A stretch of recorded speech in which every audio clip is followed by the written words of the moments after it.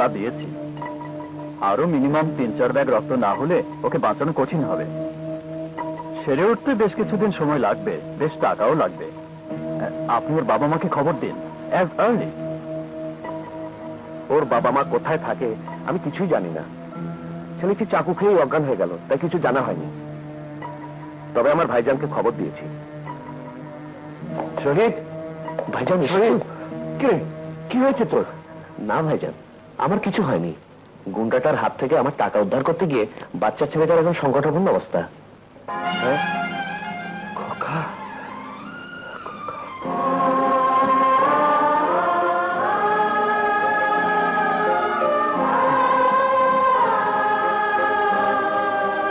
Immediately রক্তের ব্যবস্থা করতে হবে। হ্যাঁ, যে করি হোক ওকে বাঁচাতেই হবে। যা রক্ত লাগে আমি দেবো ডাক্তার, আমি দেবো। তাহলে গ্রুপ টেস্ট করতে হবে। ডাক্তার, কেন জানি আমার মন বলছে ওর সঙ্গে আমার গ্রুপ মিলে যাবে। প্লিজ দেরি করবেন না। ও আমার ভাইয়ের জন্য রক্ত দিয়েছে, আমি ওর জন্য আমার শরীরের সমস্ত রক্ত দেব। প্লিজ, হাত দেরি নয়, চলুন ডাক্তার, চলুন। হ্যাঁ বেশ, চলুন।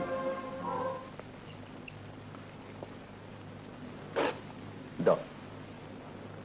ইয়েস, আপনার গ্রুপ মিলেছে, চলুন। ভাইজান, তোমার যখন মিলেছে আমারও মিলবে, আমিও রক্ত দেবো। না, সামনে তোর পরীক্ষা, এ নিয়ে তোকে ভাবতে হবে না। চলুন ডাক্তার, কুইক।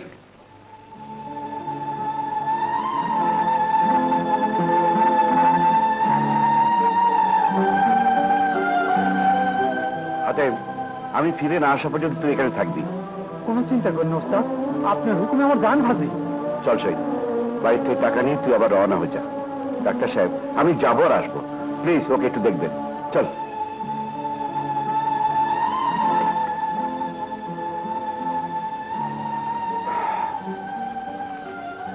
যা, মন খারাপ করিস নি, তুই আবার এক্ষুনি চলে যা। কালই তো তোর লাস্ট ডেট। হচ্ছে হচ্ছে হচ্ছে।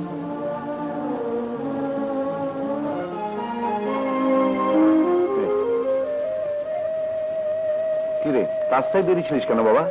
মাকে খুঁজতে। খবরদার, এভাবে আর বেরোবি না। আমি তো বলেছি সময় মতো তোর মার কাছে নিয়ে যাবো। খা। কেমন আছেন ডাক্তার সাহেব? ভালো। আপনার টাকা শেষ হয়েও বেশ কিছু বাকি পড়েছে। ওকে নিয়ে যাওয়ার সময় সমস্ত বিল চুকিয়ে দেবো, আপনি চিন্তা করবেন না। নে খা, নে।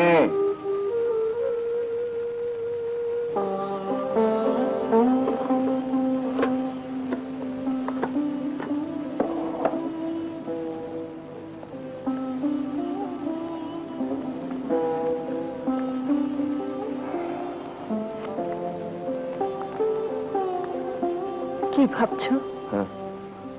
মিনা, টাকা তো সব ফুরিয়ে গেল। এখন ছেলেটার চিকিৎসার জন্য আরো কিছু টাকার প্রয়োজন।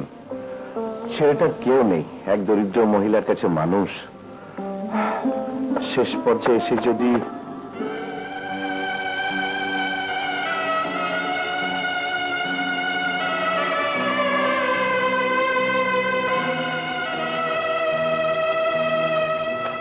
নাও, তোমাকে আমি হারতে দেব না, এই দুটো নাও। না না, একে একে আমি তো সব নিচ্ছি, শুধু এই দুটোই বাকি, এ আমি নিতে পারবো না। না বলছি, একটা নিষ্পাপ ছেলের জীবনের চেয়েটা বেশি নয়, স্বামীর শান্তি চিত্রের সুখ বেশি নয়। তুমি তো আমার সবচেয়ে বড় অলংকার। না না,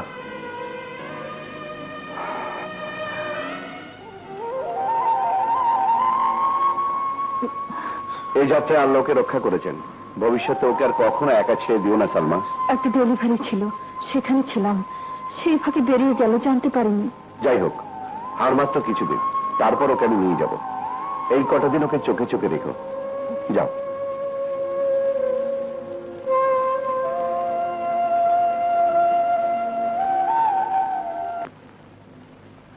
ছেলেটা কেমন আছে? ভালো, ভালো হয়ে গেছে।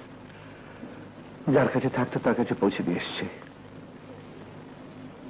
সত্যি, তোমার মতো লোকের যুগে আর দেখিনি। একটা রাস্তার ছেলের জন্য যা করলে তার তুলনা হয় না। শহীদ বলছিল ছেলেটার বয়স নাকি 6-7 বছর হবে।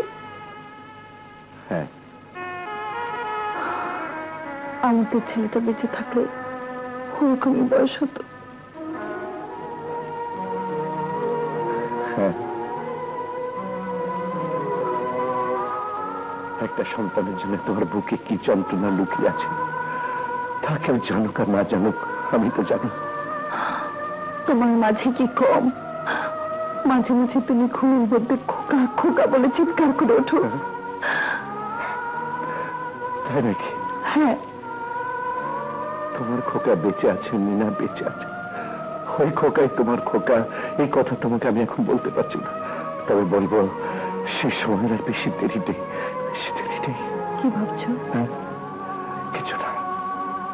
ভাইজান, ভাবি, জাহিদ, এই যে ভাইজান। কি রে, কি হচ্ছে? তুই হইচই করছিস কেন? দোয়া করো ভাইজান। ভাবি দোয়া করো। আমি LLM-এ ফার্স্ট ক্লাস পেয়েছি। হ্যাঁ, আমি জানতাম, আমি জানতাম আমার ভাই এমন একটা কিছু করবে। আমার শ্রম, আমার আশা বৃথা যেতে পারে না মিনা। আমি আয়ের গ্রন্থ করলে কি হবে, ওরা বাকিটা পুষিয়ে দেবে। তাহলে ব্যারিস্টার হবি? হবে না মানে? আলবত হবে। মায়ের দোয়া সবচেয়ে বড় দোয়া। আয় আয়, বুঝে না।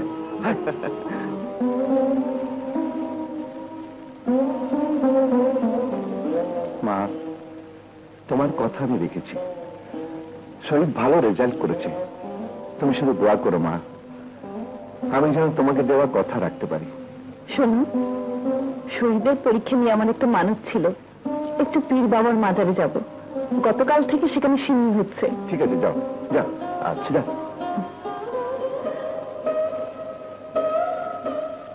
এবারে খোকাকে আনার সময় প্রায় হয়ে এসেছে। আমার খিদে লেগেছে, খেতে দাও খালাম্মা।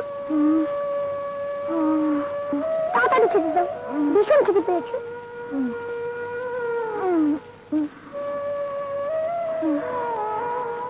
শরীরটা ভালো নেই, পাক করা হয়নি। এবেলা কুড়মুড়ি খেয়ে থাকো, ওবেলায় রেডি দেবো বাবা। না, ভীষণ খিদে পেয়েছে, গুড়মুড়ি খাবো না। মাজারা সিন্নি হচ্ছে, আমি সেখানে গেলাম। খোকা, খোকা শোন, চাস নেই। আল্লাহ,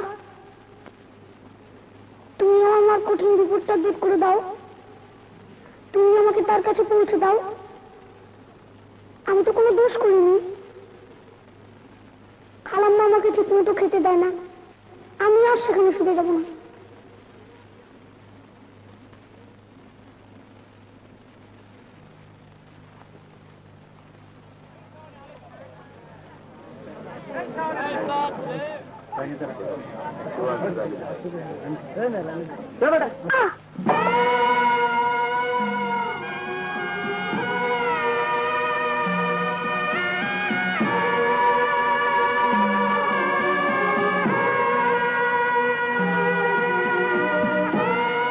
কে তুমি বাবা? আমি খোকা। কার সাথে এসেছো? একাই এসেছি, আমার কেউ নেই। কেউ নেই? কেন, তোমার মা বাবা? আমার কেউ নেই, খালাম্মা আমাকে ঠিক মতো খেতে দেয় না, আদরও করে না। আমি তোমাকে খেতে দেব, মায়ের মতো আদর করব। আমার সাথে যাবে? যাবো। মা বলে ডাকবি? বল বল বল খোকা। মা, খোকা, খোকা, খোকা, খোকা কোথায় সালমা? এই তো ছিল, মাজারের কথা বলে বেরিয়ে গেল।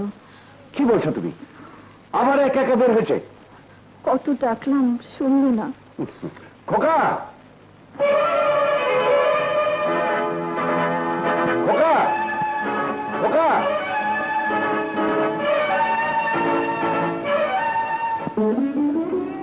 কোথাও খোকাকে খুঁজে পেলাম না শেষ পর্যন্ত। না না, খোকাকে যে আমার খুঁজে বের করতেই হবে, নাহলে সবার কাছে আমি আজীবন অপরাধী হয়ে থাকবো। বাবা, বাবা, বাবা। খোকা, তুই এখানে কেমন করে? মানে হলো মা। খোকা, খোকা কোথায় গেলি? ওই তো মা ডাকছে। মা? হ্যাঁ বাবা, তুমি আমাকে মা ডাকতে বলেছো, তাহলে আমাকে ভীষণ আদর করবে। খালাম্মা আমাকে ঠিক মতো খেতেই দেয় না, আমি রাগ করে চলে এসেছি। তুমি বুঝি এখানে থাকো, ভালোই হলো। এখন থেকে তোমার কাছে থাকতে পারবে। ঠিক আছে, কিন্তু খবরদার আমাকে যেন বাবা বলে ডাকিস না। আর আমি যে তোর বাবা, তাও এখানে কাউকে বলবি না। কেন বাবা? তাহলে তোর মার ভীষণ বিপদ হবে। আমি তোকে আর তোর মার কাছে নিয়ে যেতে পারবো না।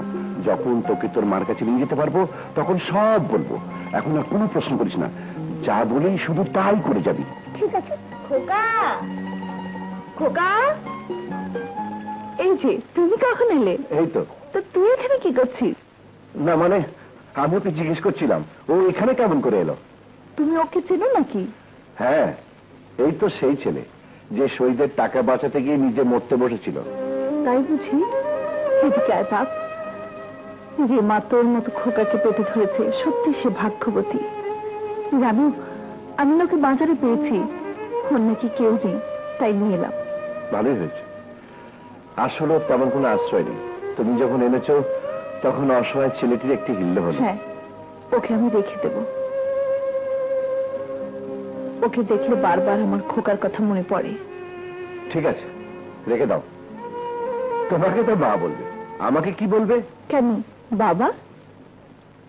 কি রে?